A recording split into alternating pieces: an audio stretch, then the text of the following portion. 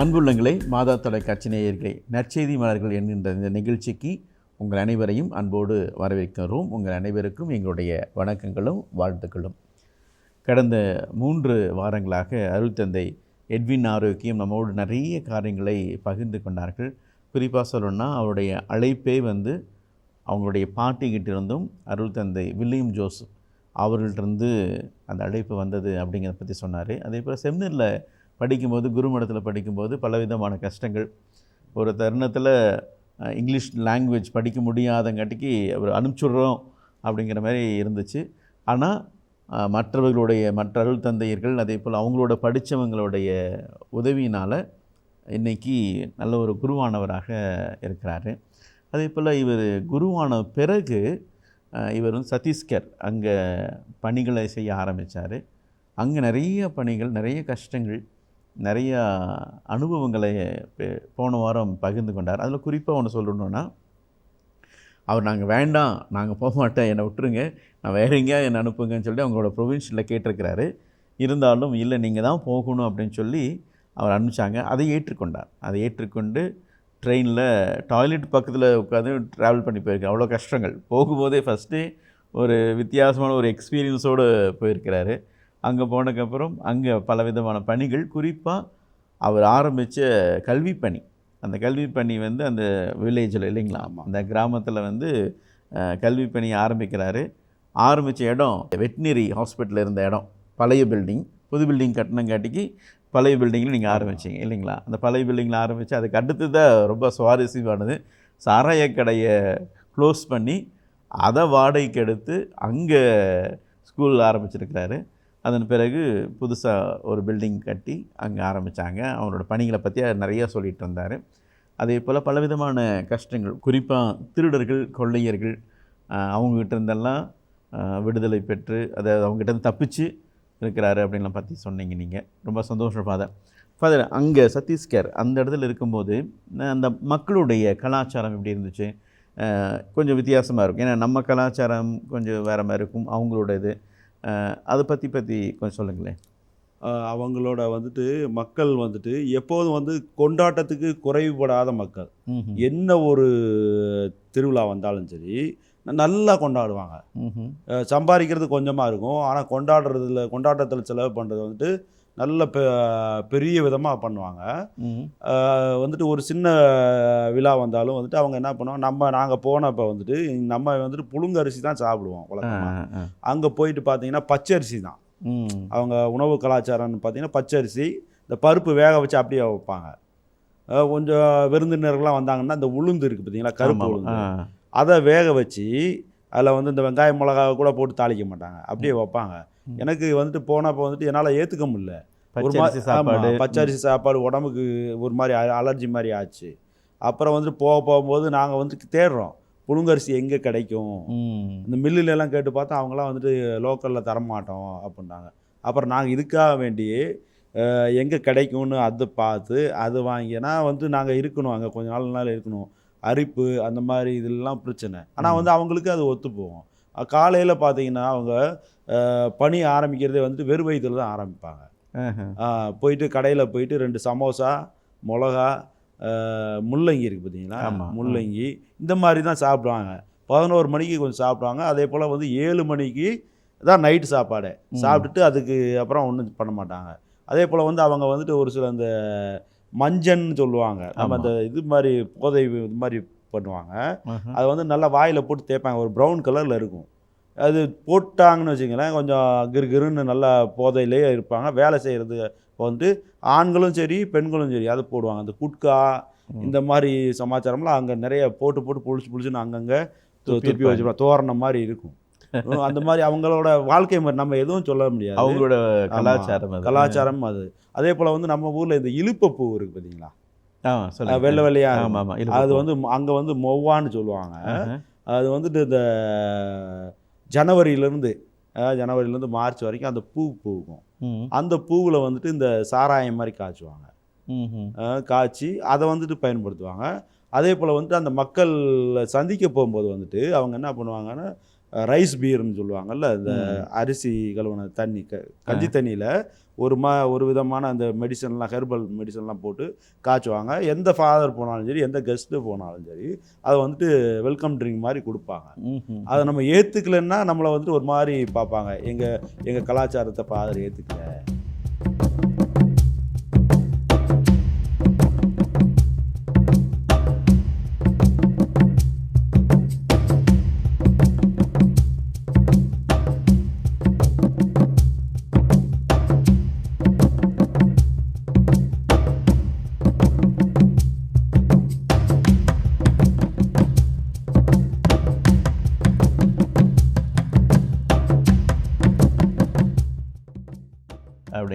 அப்படிங்கிற மாதிரி பண்ணுவாங்க. அதே போல் வீட்டுக்கு போனோம்னா இன்னும் வந்துட்டு அவங்க வந்துட்டு யார் எந்த கெஸ்ட்டு வந்தாலும் சரி பாதம் கழுவுவாங்க. அப்படிங்களா? ஆமாம், பாதம் கழுவி தான் அது பூவெல்லாம் போட்டு நல்லா வரவேற்புலாம் பார்த்திங்கன்னா அந்த அளவுக்கு இருக்கும். நம்மளே எதிர்பார்க்காத முடியாத அளவுக்கு அவங்க பண்ணுவாங்க. அதே போல் வந்து திருவிழா காலங்களில் பார்த்திங்கன்னா அவங்ககிட்ட இருக்குதோ இல்லையோ கோழிலாம் நல்லா அடித்து அன்றைக்கி தான் வந்துட்டு அன்றைக்கி தான் பார்த்தோம்னா இந்த பூரி பஜ்ஜியா இந்த மாதிரிலாம் வந்துட்டு நிறைய செஞ்சு அவங்களும் சாப்பிடுவாங்க, அண்டை வீட்டாருக்கும் கொடுப்பாங்க.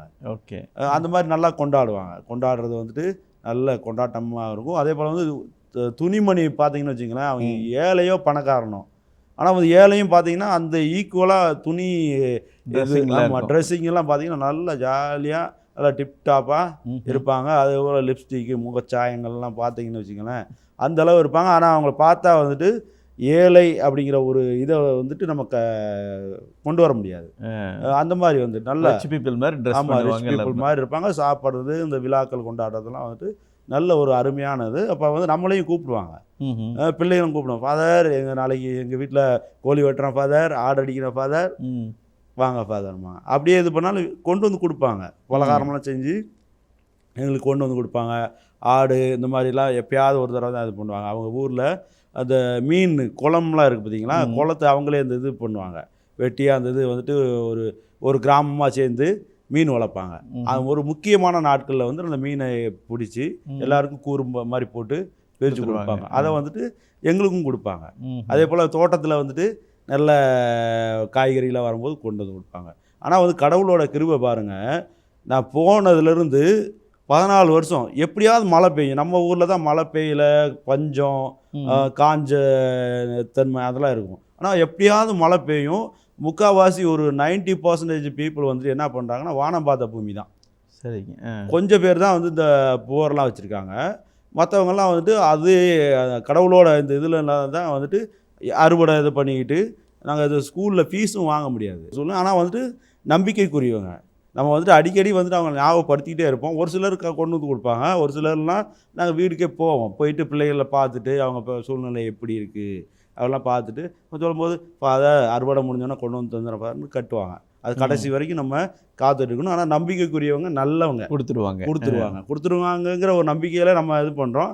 அந்த நம்பிக்கையை வந்து காப்பாற்றுவாங்க. கடைசி நாளும் அவங்க வந்து கொண்டு வந்து கொடுப்பாங்க. ஃபாதர் இருந்தாங்க ஃபீஸ் வச்சுக்கோங்க அப்படின்ட்டு. அந்த மாதிரி ஒரு நல்ல மக்கள்.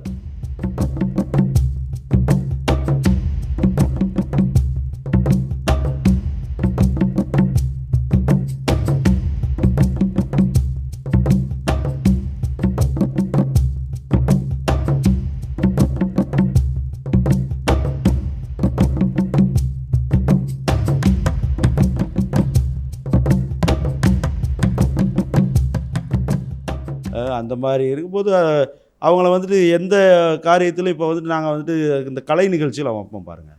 கலை நிகழ்ச்சியில் வைக்கும்போது வந்துட்டு அந்த கலாச்சாரம் வந்துட்டு அவங்களோட கலாச்சாரம் நம்ம ஊரில் எப்படி இந்த கும்மியெல்லாம் அடிப்பாங்க பார்த்தீங்களா, அதே மாதிரி கல்ச்சர் தான் வந்துட்டு. அதே மாதிரி கல்ச்சரு அவங்க வந்து நல்லா அந்த கல்ச்சரை வந்துட்டு பார்த்தீங்கன்னு வச்சிங்களேன், நல்ல எனக்கு வந்துட்டு நம்ம தமிழ்நாட்டில் இருக்கிற மாதிரியே ஒரு ஃபீலிங். ஓகே. ஏன்னா வந்து அவங்க கலாச்சாரமும் நம்ம கலாச்சாரமும், அவங்க சத்தீஸ்கடின்னு ஒரு மொழி பேசுவாங்க. அவங்களோட கலாச்சாரத்தை பார்த்தோம்னா ஒரு ரிச் கல்ச்சர் மாதிரி தான் இருக்கும். எல்லாத்துக்கும் வந்துட்டு ஒவ்வொரு இது வைக்கிறாங்க. நம்ம எப்படி கும்மி அந்த மாதிரி ஒயிலாட்டம், மயிலாட்டம் அந்த மாதிரி வைக்கிறோம்ல, அதே மாதிரி அவங்களுக்கும் பல்வேறு விதத்தில் டான்ஸஸ் எல்லாம் நல்லா பண்ணுவாங்க.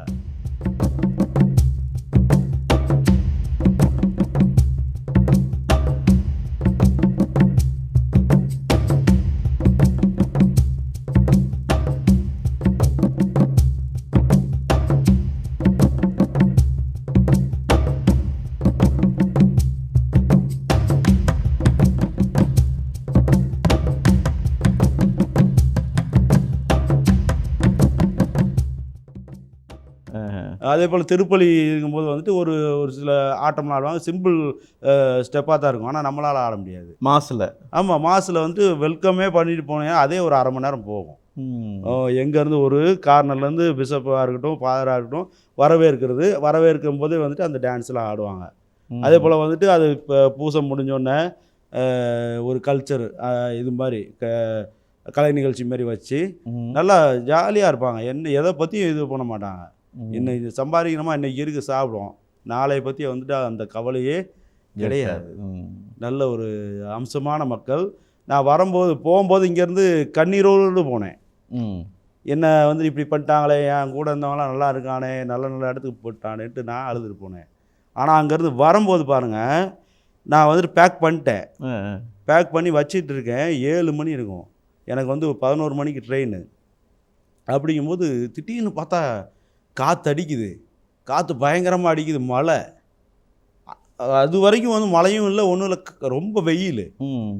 அப்போ தான் வந்து நான் வந்து உணர்ந்தேன், நம்ம வரும்போது அழுதுட்டு வந்தோம், போகும்போது பாருங்கள் இயற்கையாக வந்து நமக்காக கண்ணீர் வடித்து போயிட்டு வா அப்படின்ட்டு வழி அனுப்புது, ஆசீர்வாதமாக இருக்கும்ன்ட்டு.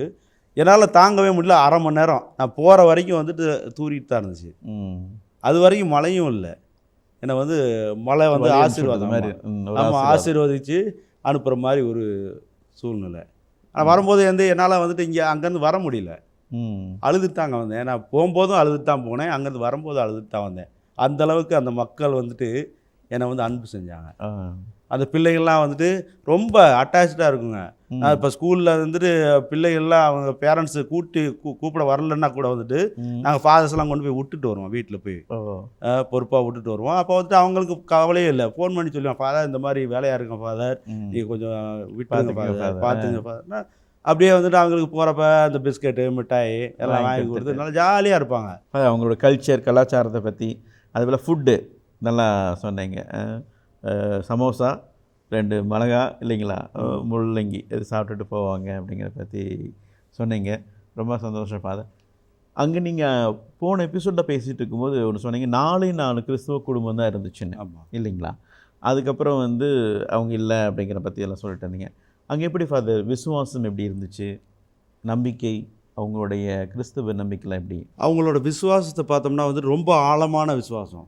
அவங்க வந்துட்டு முன்னாடி வந்துட்டு ஃபாதர்ஸ்லாம் இருந்தாங்க, அவங்களெல்லாம் கொண்டு சேர்த்தாங்க, பூஜை திருப்பலி மற்ற வீட்டில் போயிட்டு ஜெபிக்கிறதெல்லாம் வந்துட்டு இருந்தாங்க. இடப்பட்ட காலத்தில் கொஞ்சம் நாளாக வந்துட்டு ஃபாதர்ஸ் இல்லை, ரொம்ப தூரத்துலேருந்து தான் வரணும், அது பூசைக்கு மட்டும்தான் வருவாங்க. அந்த காலகட்டத்தில் தான் வந்துட்டு மற்ற சபையினர்கள்லாம் சேர்ந்து அவங்க வீட்டில் போய் ஜெபிக்கிறது அந்த மாதிரி இது இருக்கும்போது வந்துட்டு அவங்க அப்படியே பிரிஞ்சு போயிட்டாங்க. இப்போ நாங்கள் வந்ததுலேருந்து இப்போ 4 குடும்பமும் வருவாங்க, நல்ல ஒரு விசுவாசமாக தான் இருப்பாங்க. ஆனால் வந்துட்டு அவங்களோட குடும்பத்தில் வந்து நிறைய சாவு. 4 குடும்பத்துலேயும் நான் போய் வந்துட்டு நானே வந்து ஒரு 4-5 பேர்த்த அடக்கம் பண்ணேன். ஏன்னா வந்துட்டு அவங்களோட அந்த குடிப்பழக்கம் இந்த மாதிரி பழக்கத்தில் இது பண்ணும்போது வந்துட்டு இந்த நுரையீரல் பாதிப்பு, கேன்சரு அந்த மாதிரி வந்துட்டு நோயினால் இது பண்ணாங்க. ஏன்னா அவங்க வந்துட்டு சாப்பிட மாட்டேங்கிறாங்க, வேலைன்னு நல்லா சம்பாதிக்கிறாங்க, மற்ற இதில் வந்துட்டு இந்த குடி அந்த மாதிரி பழக்கத்துலேயும் அடிமை ஆகிறதுனால வந்துட்டு நிறைய பேர் இறந்துட்டாங்க. இருந்தாலும் வந்துட்டு அவங்களோட விசுவாசம் பார்த்திங்கன்னா வந்துட்டு ஆண்டவர் மேலே வந்து ரொம்ப அதிகமாக இருக்கும். ஆண்டவர் தான் என்னை வந்து இது வரைக்கும் காப்பாற்றினார். இந்த துன்ப நேரத்தில் கூட வந்துட்டு அவங்க வந்து பூசை வைக்கிறது, மற்றபடி அவங்க வீட்டுக்கு கூப்பிடுவாங்க, ஜெபமாலை திருப்பலிக்கெல்லாம் வருவாங்க, ஜெபமாலை எல்லாமே பண்ணுவாங்க. அது நாங்களும் போவோம், நாங்களும் பக்கத்தில் இருக்க அருள் சகோதரிலாம் போய் அவங்க வீட்டில் போயிட்டு அவங்களுக்காக அந்த மரித்தவங்களுக்காக ஒரு பர்த்டே இந்த மாதிரி மேரேஜ் டே அந்த மாதிரிலாம் வந்ததுன்னா கூப்பிடுவாங்க, போய் நல்லா ஜெபம்லாம் பண்ணி நல்ல ஒரு இது பண்ணி அது கடவுள் மேலே வந்துட்டு இன்னும் விசுவாசம் இருக்குது, குறையில அவங்களுக்கு. அருள் சாதனங்கள் அதெல்லாம் எப்படி ஃபாதர்? அருள் சாதனங்கள் அது வந்துட்டு நாங்கள் இருக்க பகுதியில் கொஞ்சம் கம்மி, அது 4 குடும்பம் இருக்கு, 4 குடும்பத்தில். அதில் வந்துட்டு நான் போய் வந்துட்டு இந்த அடக்கம் தான் நிறையா பண்ணேன். ஒரே ஒரு முறை தான் வந்து ஞானஸ்தானம் கொடுத்தாங்க. அதுக்கப்புறம் வந்து மேரேஜ்லாம் வந்துட்டு ஒன்றும் நடக்கலை. நானே வந்துட்டு பக்கத்தில் பங்கு, நாங்கள் வந்து சீப்பள்ளின்னு ஒரு பகுதியில் ஒரே ஒரு சாமியார் ஆகிட்டு 14 வருஷத்தில் ஒரே ஒரு திருமணத்தை தான் நான் வந்து இது பண்ணேன், ஒரே ஒரு கல்யாணம். அது வந்து வேறு பங்கில் போயிட்டு அந்த ஃபாதர் இல்லாததுனால வந்துட்டு அது ரொம்ப தூரம், வீட்டிலேயே போயிட்டு அங்கே வந்துட்டு வீட்டிலேயே இது வந்துருச்சு, அது பண்ணது. திருவருட்சாதனங்கள் அந்த பங்கில் நாங்கள் இந்த சீப்பள்ளிங்கிறதுல வந்துட்டு அடிக்கடி வந்துட்டு ஞானஸ்தானம், இப்போ வந்துட்டு திருமணங்கள்லாம் அதிகமாக நடந்திருக்கு. அப்போ அந்த ரெக்டிஃபிகேஷன் தான் நிறையா நடந்திருக்கு. ஓகே. இப்போ அங்கே வந்து நீங்கள் கல்வி பணி ஒன்று இல்லைங்களா, கல்வி பணி ஒன்று செஞ்சீங்க. இப்போ டெய்லரிங் சமூக பணி, டெய்லரிங் செஞ்சு கொடுக்கறது அந்த இதெல்லாம் பண்ணுங்க. அங்கே இருக்க மற்ற மக்கள், இப்போ கிறிஸ்தவ மக்கள் எல்லாம் மற்ற மக்கள் எல்லாம் உங்களை எப்படி பார்த்தாங்க, எப்படி அவங்களுடைய உறவுகள் எப்படி இருந்துச்சு உங்களுக்கு? மற்ற மக்களும் வந்துட்டு பார்த்தீங்கன்னா வந்துட்டு நம்ம கிறிஸ்தவ மக்கள் சரி நம்ம ஃபாதருங்கிற ஒரு உரிமையில் வருவாங்க. மற்ற மக்களும் இந்த ஸ்கூல்லாம் ஆரம்பிக்கிறோம், இந்த டியூஷன்லாம் பண்ணுற பார்த்தீங்கன்னா அவங்களும் அவங்க பிள்ளைகளை அனுப்புவாங்க. அனுப்பிட்டே ஃபாதர்கிட்ட போ. இடையில வந்துட்டு ஒரு பிரச்சனை வந்துச்சு, ஃபாதருங்களெல்லாம் ஃபாதர்னு கூப்பிடக்கூடாது, சார்னு தான் கூப்பிடணும் அப்படின்ட்டு கூட பிரச்சனை வந்துச்சு. அப்போ கூட வந்து அவங்க என்ன சொன்னாங்க, இல்லை ஃபாதராக தான் இருப்பார், சார்னு சொல்கிற எங்களுக்கு பிடிக்கல, நாங்கள் ஃபாதர்னே கூப்பிட்றோம் ஃபாதர் அப்படின்னாங்க. ஆமாம். அப்போ கேஸ் போயிட்டு இருந்தது. இருந்தாலும் வந்துட்டு அவங்க ஃபாதர் தான் இன்னும் வந்து அந்த ஃபாதருக்குள்ள மதிப்பு மரியாதையும் கொடுத்துட்டு தான் இருக்காங்க. ஒரு சிலர் வந்து பிடிக்காமல் ஒதுங்கி போயிடுவாங்க, சரி அவங்க பாட்டுக்கு இருக்கட்டும். ஏன்னா வந்து ஸ்கூல் ஆரம்பிச்சிடுறாங்க, நாங்கள் ஸ்கூல் ஆரம்பித்தோம், அதுக்கு எதிராகவே ஒரு ஸ்கூல் ஆரம்பிச்சிட்டாங்க. அவங்ககிட்ட போகிறவங்களும் போகிறாங்க. நாங்கள் வந்து யாரையும் வந்துட்டு வெறுக்கலை, உங்களுக்கு எங்கே பிடிச்சிருக்கோ அங்கே போங்க, எங்களோட படிப்பு எங்களோட ஒழுக்கம் இதெல்லாம் வந்து பிடிச்சிருந்தா இங்கே வாங்க, நாங்கள் வந்து யாரையும் இது பண்ணலாம். அதே போல் பஸ்லேயும் பார்த்தீங்கன்னா ஒரு 3 கிலோமீட்டருக்குள்ளே இருக்க பிள்ளைகள்லாம் வந்துட்டு ஃப்ரீயாகவே ஏற்றிட்டு வரோம். ஓகே. ஏன்னா வந்துட்டு ஸ்கூல் ஃபீஸும் கட்டணும், பள்ளி இந்த இது வாகன கட்டணமும் கட்டணும் அப்படிங்கிறதால வந்து ஒரு தாராள மனசோட அவங்களும் வர்றாங்க, ஃப்ரீயாகவே ஏற்றிட்டு மற்ற மக்கள் எல்லாம் ஆமாம் ஏற்றுக்குவாங்க ஏற்றுக்கிட்டு தான் வந்து எல்லா மக்களும் வந்துட்டு பல்வேறு பிரிவினர்களாக இருக்கிறாங்க. எல்லாம் வந்துட்டு பார்த்திங்கன்னா சாதாரண மக்களும் வந்து இது பண்ணுவாங்க, உயர் வகுப்பினரை சேர்ந்தவங்களாம் இருக்காங்க பார்த்தீங்களா, அவங்களும் வந்து எங்களுக்கு ஹெல்ப் பண்ணுவாங்க. இந்த மாதிரி ஸ்கூல் காரியம் ஏதாவது தேவைன்னா அவங்களே வந்து முன்னால் வந்து செய்வாங்க. மற்றபடி ஸ்கூலுக்கு எதாவது தேவைன்னா வந்துட்டு இந்த பஞ்சாயத்து லீடர்லாம் இருக்காங்க பார்த்தீங்களா, அவங்களாம் மண் அடித்து கொடுக்குறது, மற்ற ஏதாவது தேவைன்னா அவங்களும் வந்து செய்வாங்க. செஞ்சுட்டு அப்புறம் வந்துட்டு இந்த ஸ்கூல் ஆண்டு விழாலாம் வைக்கும்போது வந்துட்டு அவங்க பிள்ளைகளுக்கு தேவையான இதெல்லாம் வாங்கி கொடுப்பாங்க, பரிசுலாம் வாங்கி கொடுப்பாங்க. இப்போ உங்களுக்கு நல்ல ஒரு அங்கீகாரம் இருக்குது. ஆமாம் இல்லைங்களா? அதோடைய ஃபாதர்ஸ் அப்படின்னா கூட ஒரு மதிப்பு மரியாதை அங்கே. ஃபாதர், நீங்கள் அங்கே இருக்கும் பொழுது உங்களுக்கு மறக்க முடியாத நிறைய நிகழ்வுகள் இருக்கலாம்.